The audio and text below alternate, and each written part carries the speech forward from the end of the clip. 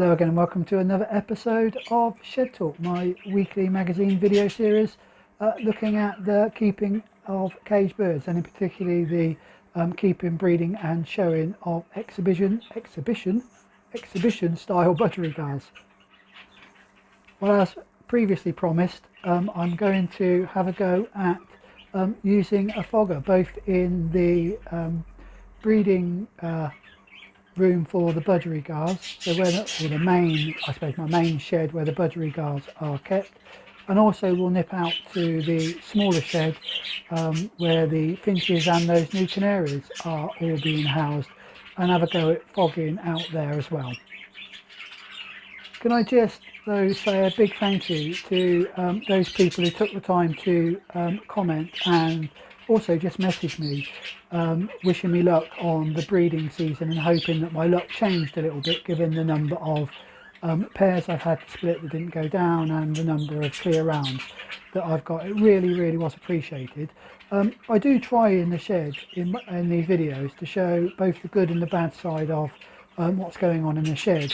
I don't know if it helps, but I just think that, you know, sometimes you only ever hear the good news, and when, you know, if like me there are those times when things aren't going quite according to plan, you feel a little bit down looking at how everybody else is doing. I can assure you that most people, almost everybody at some stage in their breeding season has one or two problems with pairs, either slow getting started or towards the end of the breeding season. I'm pleased to say that with all those wishes of luck, things have changed. I have had to change a couple of pairs, those pairs that we saw before that weren't quite performing. Here are the new pairs, or a quick view of the new pairs that I've paired up. I'm also pleased to say that as I speak currently, 4 of the breeding cages have now got a number of full eggs, and we're waiting for the first of those to hatch in the next, probably about the next week, I think it is. The first one's due, so things are turning around. We're starting to see full eggs, and the pairs that I have just put down are also seem really compatible. Hens are, in fact one of them I was just looking at up there, one of those pairs is already mating with a hen that previously the other cockbird hadn't shown any interest in. So as I always say, touch wood, things are on the mend in terms of the breeding budgerigars. Well, before we move on to looking at how I've got on with cleaning the finch flight, or the old finch flight, I suppose I should start calling it the Budgerigar Flight. The Budgerigar Flight behind me, and then we look at using that fogger smoke bomb anti-mite treatment bits and pieces. As always, if you enjoy the videos, don't forget to hit the like button, and if you haven't yet subscribed, please do subscribe to the channel. It always helps the channel to grow and publicises bird keeping in general to a slightly wider audience. Of course, do hit the comment and do comment on any of the videos that you see. I read all the comments. I do try and reply to most of those comments, most people who comment on the various videos. And don't forget, if you're not a member of the Shed Talk Facebook page, nip over to Facebook and why not join us there as well. So let's have a look at how we're getting on with the shed. Let's have a look at how we're getting on with this cleaning out this Budgerigar Flight. So over about the last week or so, just over a week, I've been working mainly in the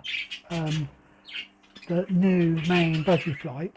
I actually scrubbed it down twice with a bleach solution. So scrubbed all the walls, all the hard surfaces down with a bleach solution. I did that twice, left it to dry overnight between each of the 2 washes.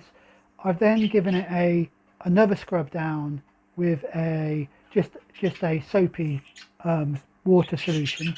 I did that.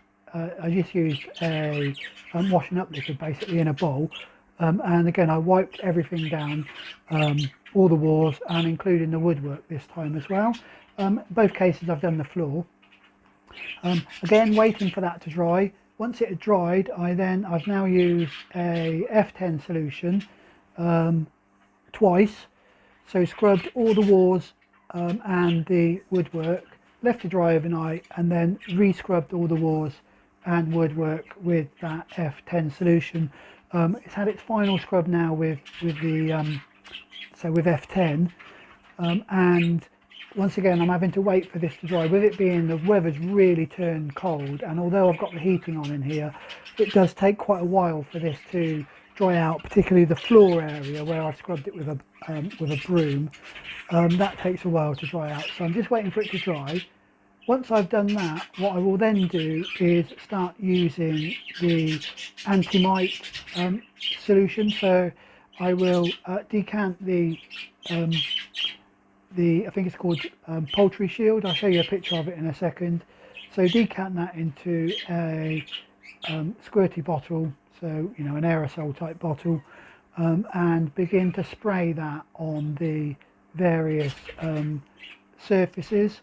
It says that you need to leave that for an hour, so I will, after I've sprayed everything, leave it for an hour, then wipe it all down, give it a good scrub and all that. I think I'm going to do that again twice,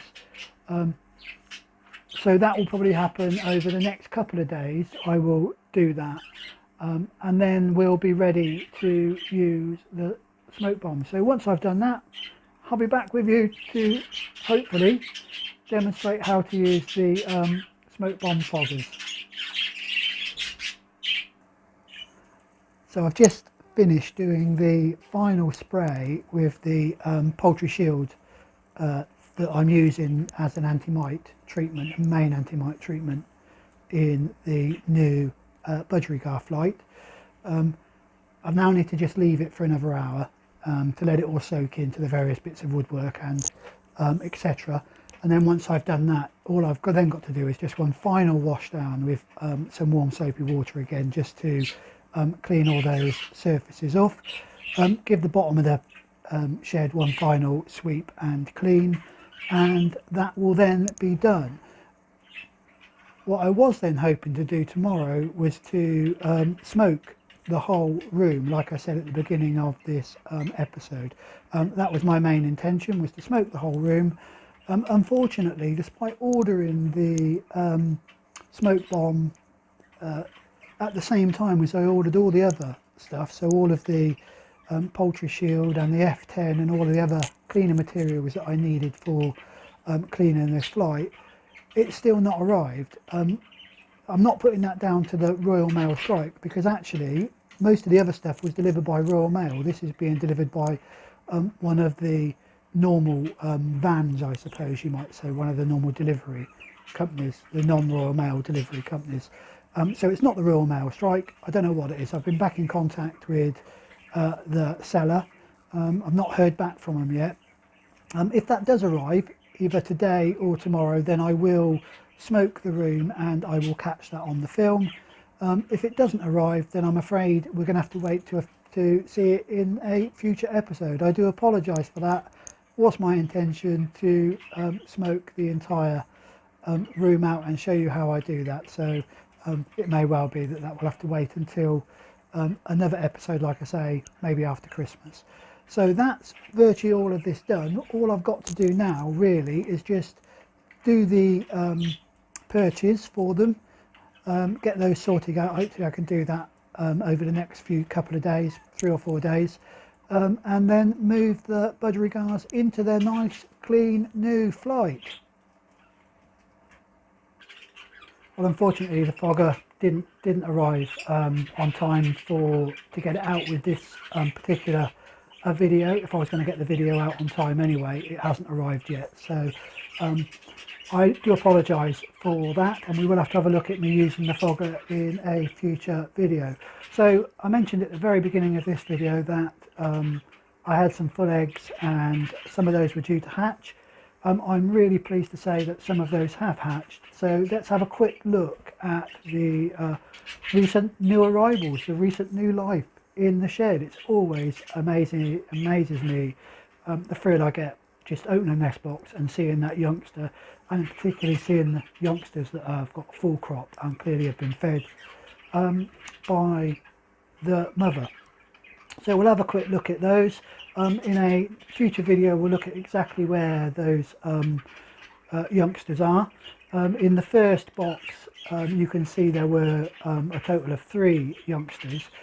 Actually, all those other eggs in that nest box are full, and I'm beginning to wonder whether I want to take some of those out of that nest box and pop them into under another hen.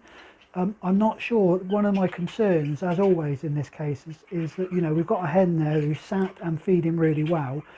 If I pop those under another hen who's not currently, who may be just sitting on eggs but not actually proven to be feeding them this time round, or feeding the chicks when they hatch this time round, there's always a risk that we'll lose the chicks. So I don't know. Certainly the second single chick, the other eggs in there are either clear, or, as you can see, the one that's gone the grey colour has been addled, and I'll need to remove that soon. So of course I could pop a couple of chicks in there if as they hatch out of that other nest box, just to ease the burden on the hen with you know, rather than her trying to bring up 6, 7 chicks. So there we go. That's all of the new life in the shed. Really happy with that. Temperature has turned really cold of late, and I do keep checking the finches and canaries out in the other flight. They seem all right, seem fine at the moment. I did lose one of the gold breasts. It was the adult male. I must admit, both those 2 birds are very old, and they've been looking a little bit worse for wear for some time, even before we moved them out into the shed. But we had a particular cold snap, and although the heater is keeping most of the worst of that out, I suspect, being a fairly old, and you know, it just succumbed to that. I don't know. But anyway, that's the finches out there. All the rest of them seem fine whenever I go out there. The water certainly isn't freezing in there, so like I say, I do try to keep the temperature in there at around about 10ish, so there should be okay. Anyway, that's all we've got time for in this video. If you do enjoy it, don't forget to hit the like button, and of course do subscribe to the channel. And in the next video we'll do that little bit of a Christmas bit of fun, I suppose. I'm calling it Christmas bit of fun. I'm still working out in my head exactly how I'm going to do that. I think at the moment it's going to be as a sort of almost story, like Christmas Carol type story, although not quite, not really sure. Anyway, so that's for me to think about between now and the next video. Until then, stay safe, enjoy those birds.